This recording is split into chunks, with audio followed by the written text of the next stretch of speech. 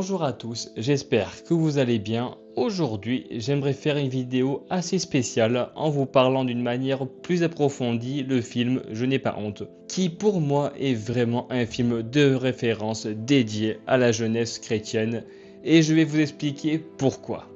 En numéro 1, bien évidemment, la compassion. En effet, le film, ou plutôt je dirais l'histoire de Rachel Joy Scott, nous sensibilise à travers la compassion, où chaque personne qui fait preuve de compassion peut créer une réaction en chaîne, comme elle le dit si bien dans ses écrits.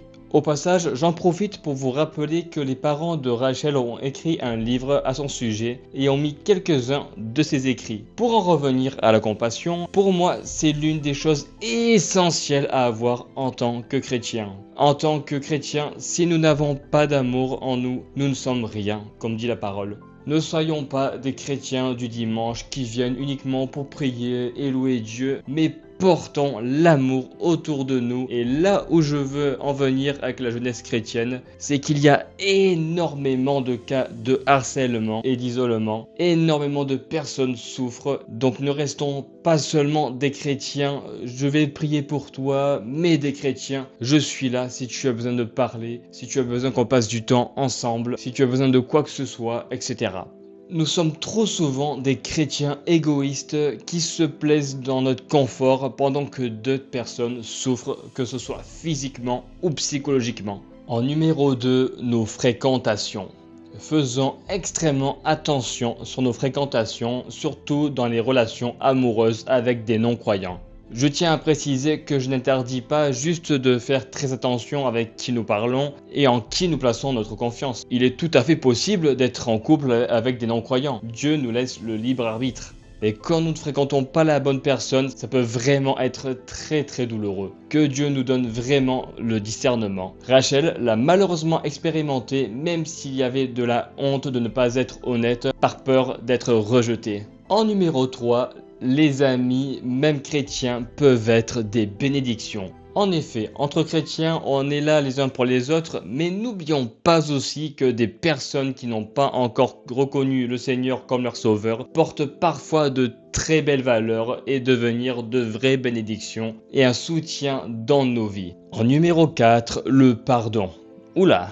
Même nous, en tant que chrétiens, c'est pas facile de pardonner. Mais le pardon n'est pas un acte de lâcheté ou un devoir d'oublier, mais juste d'être en paix avec soi-même. Un moment de dire « tu m'as fait du mal, j'ai souffert et j'en souffre encore, mais je te pardonne » pour ne pas vivre dans la colère, dans la haine, dans le mépris, dans l'amertume.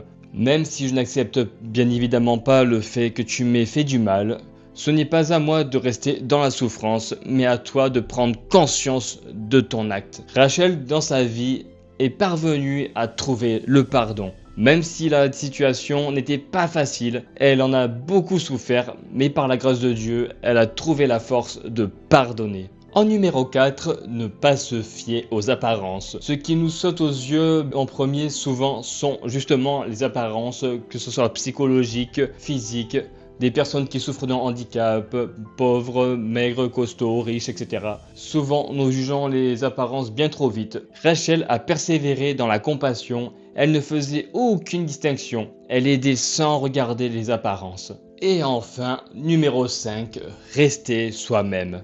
Ne nous mentons pas à notre sujet et n'ayons pas honte d'être qui nous sommes. Personne n'est parfait après tout. Mieux vaut être honnête et être en paix que de se mentir à soi-même et porter le poids de ce mensonge.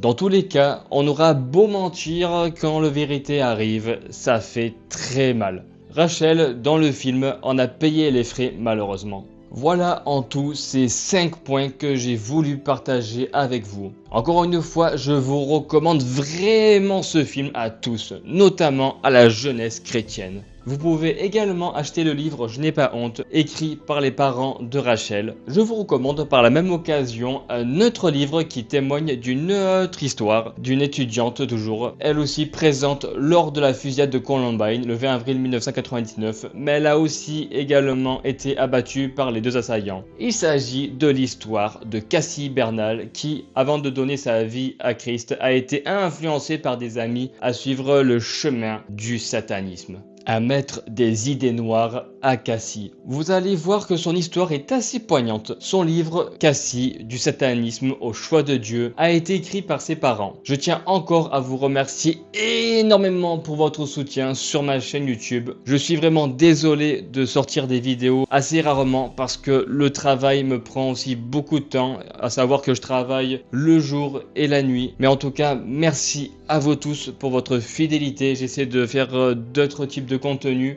Et aussi, ne vous inquiétez pas, mes frères et sœurs catholiques, il y aura d'autres vidéos également pour vous. Soyez tous bénis.